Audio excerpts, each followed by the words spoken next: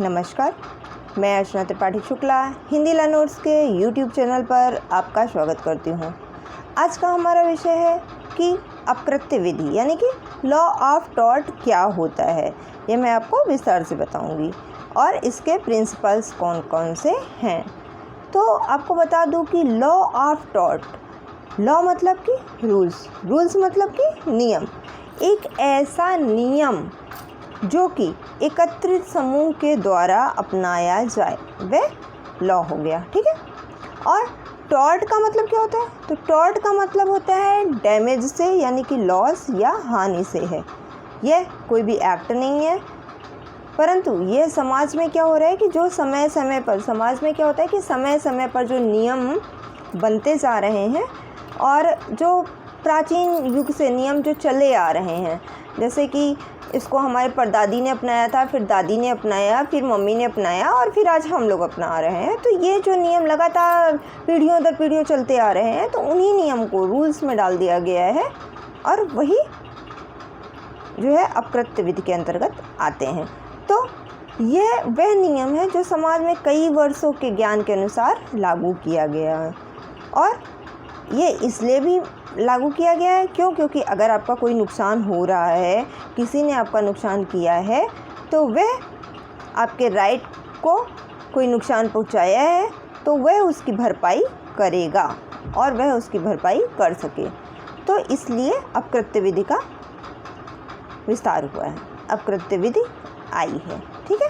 अब हम एक नॉर्मल सा उदाहरण देखते हैं कि उदाहरण क्या है कि जैसे हम लोग क्या होता है कि पार्क में घूमने जाते हैं, हमारे पास पेट भी होते हैं, यानी कि हमारे कुत्ता, बिल्ली, तोता वगैरह वगैरह जो भी हम लोग पालते हैं। ठीक है। तो क्या होता है कि हम सुबह सुबह अगर मॉर्निंग वॉक पे जाते हैं, घूमने जाते हैं, तो हम सोचते हैं कि चलो उनको भी घुमा लेके आते हैं और उन्हें भी थोड़ा सा ताज़ी हवा मिल जाएगी। तो हम अपने कुत्ते, बिल्ली वगैरह वगैरह को हम अपने साथ लेके जाते हैं घूमने के लिए। और आजकल तो यह एक ट्रेंड भी बन गया है कि हम अपने कुत्ते बिल्ली को लेके घुमाने जाएं। ठीक है। तो होता क्या है कि जब हम अपने कुत्ते को लेके जा रहे हैं या हम अपने बिल्ली को लेके गए और वहीं पर एक अन्य व्यक्ति भी अपना कुत्ता या बिल्ली लेके आया है, अगर उस कुत्ते ने, उस बिल्ली ने आपको काट लिया या फिर आपके कुत्ते बिल्ली ने उस व्यक्ति को काट लिया, तो फिर क्या होगा? जिसका कुत्ता है, जिसका बिल्ली है, उसको, जिस व्यक्ति को काटा है उस व्यक्ति को हर्जाना देना पड़ेगा, यानी कि उसकी भरपाई करनी पड़ेगी, क्षतिपूर्ति करनी पड़ेगी। जो क्षतिपूर्ति है, डैमेज है, वह टॉर्ट के अंतर्गत आता है। यानी कि किसी भी तरीके से अगर किसी भी मिस्टेक की वजह से, किसी भी गलती की वजह से अगर किसी का नुकसान होता है, आपकी गलती की वजह से किसी का नुकसान होता है, तो आपको उसकी भरपाई करनी पड़ेगी। ये टॉर्ट बताता है। ठीक है। तो हम ये देख लेते हैं कि जो टॉर्ट है वह एक सिविल रॉन्ग है, इसके अंदर कोई क्रिमिनल प्रोसीडिंग वगैरह वगैरह नहीं आती है। यह एक सिविल रॉन्ग है और जिसमें कि हानि द्वारा, किसी के द्वारा यदि किसी के अधिकारों का हनन होता है तो वह इसमें शामिल किया जाता है। और जिसने टॉर्ट किया है, जिस व्यक्ति ने टॉर्ट किया है, उसको क्या बोलते हैं? उसको टॉर्ट फीचर बोलते हैं। क्या बोलते हैं? Tort feature. और टॉर्ट को हम अगर एक तरह से कह दें कि मिस्टेक, तो ये गलत नहीं होगा। क्यों? क्योंकि टॉर्ट में जो गलती होती है वह जानबूझकर नहीं होती है, वह गलती से होती है, परंतु हम इसको नॉर्मली मिस्टेक भी नहीं बोल सकते हैं। क्यों? क्योंकि ये मिस्टेक वर्ड एग्जैक्ट उस पर लागू नहीं होता है। तो हम ये कह सकते हैं कि यह गलती से द्वारा हुआ जो भी हानि हुई है, यदि उसकी कोई भरपाई करता है तो वह टॉर्ट के अंतर्गत आता है। यानी कि आपके अधिकारों का हनन हुआ है तो आप अपने अधिकारों के हनन के लिए, क्षतिपूर्ति के लिए आप कोर्ट जा सकते हैं और यह अपकृत्य विधि के अंतर्गत आएगा। ठीक है। अब हम देख लेते हैं कि इसके कुछ प्रिंसिपल हैं जो कि एग्ज़ाम में बहुत ही ज़्यादा आते हैं। तो हम आपको कुछ महत्वपूर्ण प्रिंसिपल इसमें बता देते हैं। जैसे कि होता है इंजरिया सिंस डैमनो। यहाँ पर इंजरिया का मतलब होता है इंजरी, यानी कि किसी वजह से, और डैमनो का मतलब होता है डैमेज। डैमेज यानी कि हानि, अर्थात नुकसान, जब किसी के द्वारा किसी के अधिकारों का हनन होता है और उसका किसी भी प्रकार से नुकसान होता है तो यह इसके अंतर्गत आता है। मतलब कि यह प्रिंसिपल तब लागू होता है जब किसी के अधिकारों का हनन हुआ है और उसके द्वारा उसका नुकसान हुआ है, तो यह प्रिंसिपल हम इंजरिया सिंस डैम्नो लागू करेंगे। जैसे कि नाम से स्पष्ट है, इंजरिया मतलब इंजरी मतलब कि किसी वजह से किसी को इंजरी होना, और डैम्नो मतलब कि डैमेज यानी कि हानि होना, नुकसान होना। ठीक है, तो ये नाम से स्पष्ट है। और अब इसका उदाहरण देख लेते हैं तो हमें और अच्छे से समझ में आ जाएगा। जैसे कि एक राम है, उन्होंने सीता से कहा कि राम ने सीता से कहा कि भाई हम और आप मेरी गाड़ी से चलेंगे। सीता ने भी तैयार हो गई, हाँ ठीक है चलेंगे। परंतु सीता ने कहा कि ऐसा है, गाड़ी हम ड्राइव करते हैं। तो राम ने मना किया, भाई नहीं, आपको औरत हो, आप अच्छे से नहीं चला पाओगे, तो मैं ही चलाता हूँ। तो उन्होंने बोला नहीं, मुझे तो बहुत अच्छे से चलाने आता है, मैं ये गाड़ी ड्राइव करूँगी। उन्होंने राम की गाड़ी ले ली और खुद चलाने लग गई। हुआ क्या, थोड़ी दूर जाने पर जो है उनकी वो डगमगा गई, बैलेंस बिगड़ गया और वो गिर गई और गाड़ी में नुकसान हो गया, यानी कि गाड़ी टूट फूट गई। तो उसकी भरपाई किसको करनी पड़ेगी? उसकी भरपाई सीता को, राम को करना पड़ेगा। क्यों?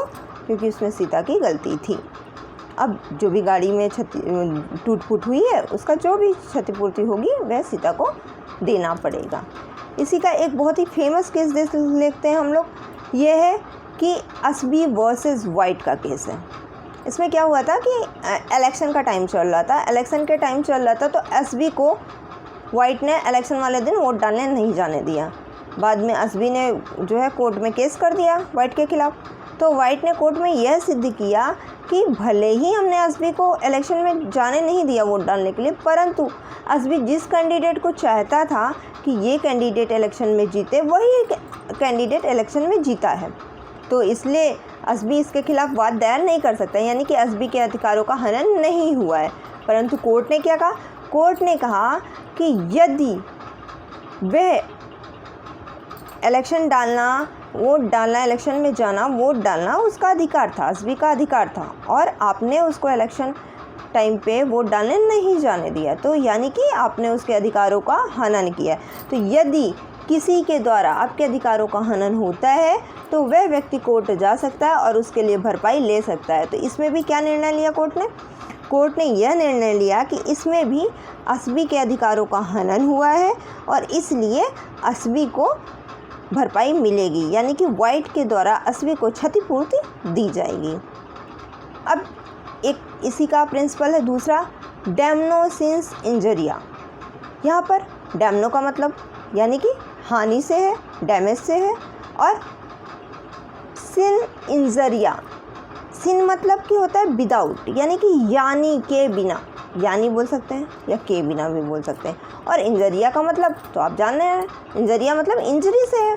तो इंजरी यानी कि चोट पहुंचाना, हानि पहुंचाना, नुकसान पहुंचाना, अधिकारों का हनन करना, ये सब इंजरी में आ जाएगा। तो डैम्नो यानी कि हानि, डैमेज, सिन मतलब कि यानी, और इंजरिया मतलब कि इंजरी। ठीक है, यानी कि बिना अधिकारों के हनन के नुकसान करना। बिना अधिकारों के हनन के यदि आपका कोई नुकसान हो जाता है तो आप उस पर केस नहीं कर सकते हैं।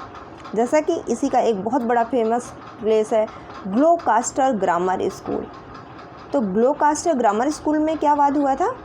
इसमें एक इंग्लिश टीचर थे, वे ग्लोकास्टर ग्रामर स्कूल के इंग्लिश टीचर थे। वो बहुत अच्छी इंग्लिश पढ़ाते थे, बच्चों को बहुत समझ में आती थी। जैसे कि आपको अगर हमारी वीडियो समझ में आने लगेगी, समझ में आ रही होगी, तो मैं बहुत विस्तार से पढ़ाती हूँ, तो आपको समझने में बहुत आसानी होगी। परंतु फिर भी यदि आपको लगे कि हाँ कहीं पर मुझे समझ में नहीं आ रहा है या मैम को इसमें कुछ एक्स्ट्रा पढ़ाना चाहिए था, तो आप उसको मुझे कमेंट के द्वारा बता सकती हैं और मैं उसमें सुधार करूँगी। या पढ़ाने के तरीके में भी अगर आपको लगता है कि इसमें मैम को सुधार करनी चाहिए तो आप मुझे बताएंगी, मैं उसमें सुधार ज़रूर करूँगी। ठीक है, तो आइए ये केस देख लेते हैं। इस केस में क्या कहा है, ग्लोकास्टर ग्रामर स्कूल में एक इंग्लिश टीचर थे, वो बहुत अच्छी इंग्लिश पढ़ाते थे। और उन्होंने ग्लोकास्टर स्कूल में कुछ दिन तक इंग्लिश पढ़ाया। बच्चों को बहुत पसंद आया। कुछ दिन बाद उन्होंने खुद का एक स्कूल खोल लिया। तो ग्लोकास्टर ग्रामर स्कूल के प्रिंसिपल ने उन पे वाद दायर कर दिया कि हमारे यहाँ के तो सारे बच्चे उस स्कूल में चले गए, तो भाई जो अच्छा पढ़ाएगा बच्चे तो उसी के पास जाएंगे ना। तो टीचर वो बहुत अच्छा पढ़ाते थे, सारे बच्चे ये स्कूल छोड़ करके उनके स्कूल में चले गए। फिर ग्लोकास्टर ग्रामर स्कूल ने उस टीचर के खिलाफ वाद दायर किया, परंतु कोर्ट ने यह निर्णय लिया कि इसमें ग्लोकास्टर ग्रामर स्कूल के अधिकारों का कोई हनन नहीं हुआ है, कोई नुकसान नहीं हुआ है, इसलिए इस पर ग्लोकास्टर ग्रामर स्कूल कोई कंपनसेशन क्लेम नहीं कर सकता है। उसी तरीके से अब आइए एक दूसरी वेकेशियस लाइबिलिटी, ये तीसरा सिद्धांत है, इसका तीसरा प्रिंसिपल है। इसमें क्या कहा जाता है कि जैसे सामान्य द्वारा कोई भी कार्य अगर हम करते हैं तो वह उसके लिए कौन उत्तरदायी होगा, उसके लिए तो हम ही उत्तरदायी होंगे ना। परंतु कभी कभी क्या होता है कि हम दूसरे के कार्य के लिए भी उत्तरदायी होते हैं। जैसे अगर हम पेरेंट्स हैं तो अपने बच्चों के द्वारा किए हुए कार्य के लिए उत्तरदायी होंगे, हमारे पेरेंट्स हमारे द्वारा किए गए कार्यों के लिए उत्तरदायी होंगे। अगर हम स्पाउस हैं यानी कि पति पत्नी हैं, तो अगर पति कोई कार्य कर रहा है तो उसमें पत्नी भी उत्तरदायी होगी, या पत्नी के द्वारा किए हुए कार्य के लिए पति भी उत्तरदायी होगा। तो इसी प्रकार ये तो सामान्य भाषा में हुआ, आपको समझाने के लिए बताया है। अब आइए देखते हैं कि इसके उदाहरण क्या क्या है। जैसे प्रिंसिपल और एजेंट, तो प्रिंसिपल में क्या होता है, यदि दो या दो से अधिक मिलकर के व्यक्ति, यानी कि जैसे प्रिंसिपल यानी कि वह व्यक्ति जो एक जिम्मेदार व्यक्ति है, जो व्यक्ति अपने नौकर से कार्य करा रहा है, जो नौकर एजेंट उसके अंडर में कार्य कर रहा है, वो दिन भर उसके अंडर में कार्य करता है, ठीक है, तो उस नौकर के द्वारा किए हुए कार्य के लिए वह प्रिंसिपल जिम्मेदार होगा। उसी तरीके से पार्टनरशिप फॉर्म आ जाती है। पार्टनरशिप फॉर्म में क्या होता है, दो या दो से अधिक लोग मिलकर के कोई फॉर्म चलाते हैं। तो यदि किसी एक पार्टनर ने कुछ कार्य गलत कर दिया है तो दूसरा पार्टनर भी उसके लिए उत्तरदायी होगा। इसका भी एक केस है हमलियन वर्सेस जॉन ह्यूस्टन का। इसमें क्या हुआ, हमलियन जो है उन्होंने क्लर्क को पैसे दे करके कुछ प्राइवेट इन्फॉर्मेशन किसी कंपनी की निकाल ली थी, और इसमें जो है हमलियन को यह बात पता चल गया था कि उसने जॉन ह्यूस्टन के खिलाफ वाद दायर कर दिया। अब ह्यूस्टन ने इसका विरोध किया, क्यों, कहा भाई ये बात तो मुझे पता ही नहीं थी, तो मुझे नहीं पता तो इसके लिए तो मैं उत्तरदायी नहीं होऊंगा ना। परंतु कोर्ट ने यह कहा कि यदि आपके पार्टनर ने ये काम किया है तो उससे फ़ायदा किसको होगा, उसको फ़ायदा तो दोनों को होगा ना। तो अगर आपके पार्टनर ने यह काम किया है और उससे आपको भी फ़ायदा मिल रहा है, तो क्योंकि दोनों पार्टनर हैं इसलिए आप भी उसके ज़िम्मेदार होंगे, ठीक है। अब इसी का वेकेशियस लायबिलिटी ऑफ स्टेट, इसके अंतर्गत स्टेट की परिभाषा जो कि आर्टिकल 12 में भारतीय संविधान में बताई गई है, इसको मैंने विस्तार से भारतीय संविधान के वीडियो में भी बताया है, तो आप वहाँ से भी देख सकते हैं। फ़िलहाल मैं इन शॉर्ट इसको यहाँ पर भी बता देती हूँ। जैसे कि इसमें अनुच्छेद 12 में स्टेट यानी कि राज्य की परिभाषा दी गई है। राज्य में किसको किसको शामिल किया गया है, तो इसमें राज्य में भारतीय संसद और सरकार को शामिल किया गया है। राज्य सरकारें, विधानमंडल और भारत राज्य के अधिकारी और भारत सरकार के अधीनस्थ अधिकारी इसमें शामिल किए गए हैं। इसके अंतर्गत अन्य अधिकारी भी आते हैं। अब इसमें बताया गया है कि यदि गवर्नमेंट एम्प्लॉय की वजह से अगर आपको कोई नुकसान होता है तो उसकी भरपाई सरकार करेगी, यानी कि गवर्नमेंट करेगी, ठीक है। पर भारत में यह टॉट का कोई एक्ट नहीं है, परंतु इसके लिए यह निर्णय लिया गया है। यह कुछ केस के माध्यम से इसको हम देखते हैं। जैसे Vidyavati versus state of Rajasthan. Vidyavati versus state of Rajasthan case में क्या हुआ कि राजस्थान स्टेट के कलेक्टर ये उदयपुर के किसी व्यक्ति का एक्सीडेंट कर दिया था। ये रोड पे जा रहे थे अपनी गाड़ी को लेकर के, और ये उदयपुर नाम का कोई स्थान था, वहाँ पर एक व्यक्ति का एक्सीडेंट हो गया। तो क्योंकि वह गवर्नमेंट की गाड़ी थी, गवर्नमेंट का नौकर था जो गाड़ी चला रहा था, ड्राइवर वो भी गवर्नमेंट का था, तो उसमें उस व्यक्ति की एक्सीडेंट हो गया। बाद में पता चला कि उसकी डेथ भी हो गई। तो उसकी एक रिश्तेदार थी विद्यावती।